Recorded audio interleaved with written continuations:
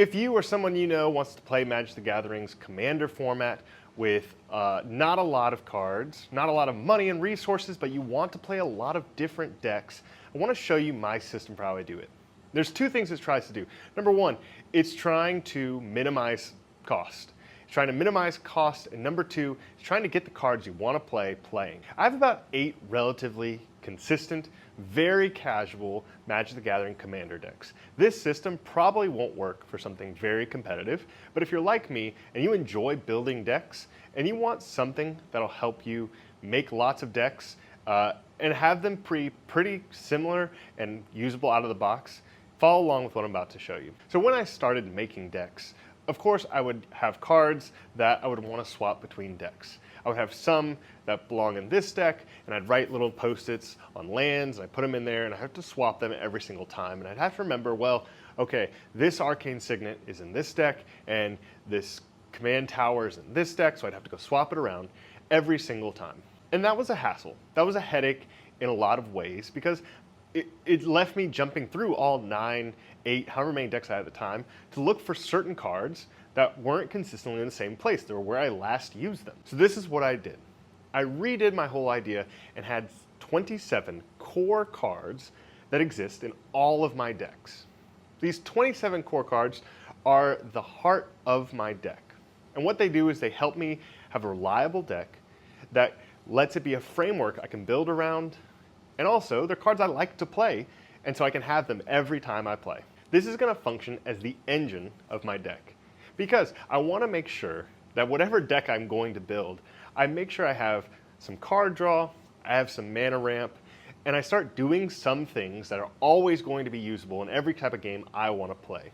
So I don't like to play games that are very niche and where I'm countering everything. Everything I like to play is pretty mid-range. And like I said, this may not be the system for you. So what are the cards in this core system? For me, they are Sol Ring, Skullclamp, Commander Sphere, Swiftfoot Boots, Treasure Map, Mind Stone, Sentinel Totem, Palladium Myr, Magnifying Glass, Arcane Signet, Chaos Wand, Mirage Mirror, Burnished Hart, Mimic Vat, Empowered Autogenerator, Trading Post, Hedron Archive, Seer Sundial, Nevinyrral's Dix, Oracle's Vault, Temple of the False God, Rogue's Passage, Opal Palace, Reliquary Tower, Command Tower, Haunted Fengraf, and Ghost Quarter. Like I said, nothing special, nothing expensive. These are the cards I had.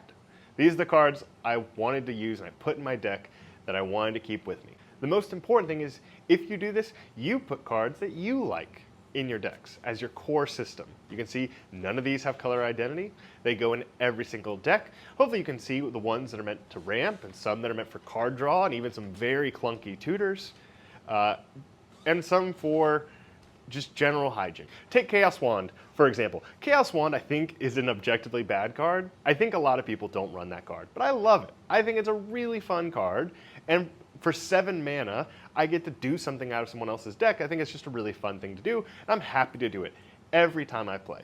What are the benefits of this system? Most importantly, it lets me build lots of decks.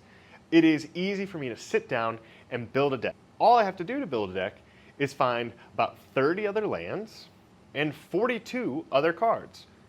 And for me, that's a lot easier than thinking, oh, I gotta think about 99 cards I've gotta put together. No, I just need to find 30 more lands, which if it's monocolored, that's even easier, and 42 other cards that support it well. And for someone who doesn't get to play a lot, even through Spell Table, building decks is most of my Magic the Gathering experience. And I think it's a very valid way to experience Magic the Gathering, is building decks. Another pro, it keeps my decks consistent. I know the kinds of ramp and card draw I can expect. I have pretty good odds of drawing one of these in my opening hand, and I can know that these things are in there and that's supposed to do what I want it to do about certain turns. And lastly, cheap. The best thing about this is if I choose to upgrade one of these cards, I instantly upgrade every single one of my commander decks. The cons, obvious cons. Number one, they all kind of play the same. And that's not really a con for me. I tried to make it so it plays the way I like to play. But I know some people really like having very different decks. Another con, every single time you play with a new deck, you have to take out these cards. And that can just be a hassle if you're playing back-to-back games. Also, it could damage your cards. But like I said, these are cheap cards.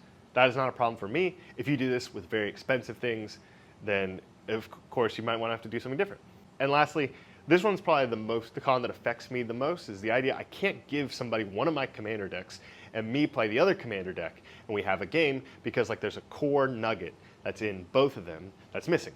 So that's probably the biggest con. But once again, this is a system that works for the way I like to play, and if you're someone like me, maybe you can find some use from it too.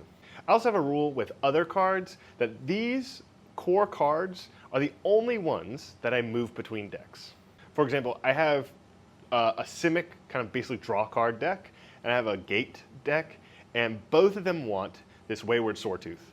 And I could put a proxy in the other one and then remember to switch it, but this system is designed so I don't have to think about how many cards need to change between my decks. So I've made like a rule for myself that it has to go in one or the two decks. He went in the Simic deck, if you're wondering.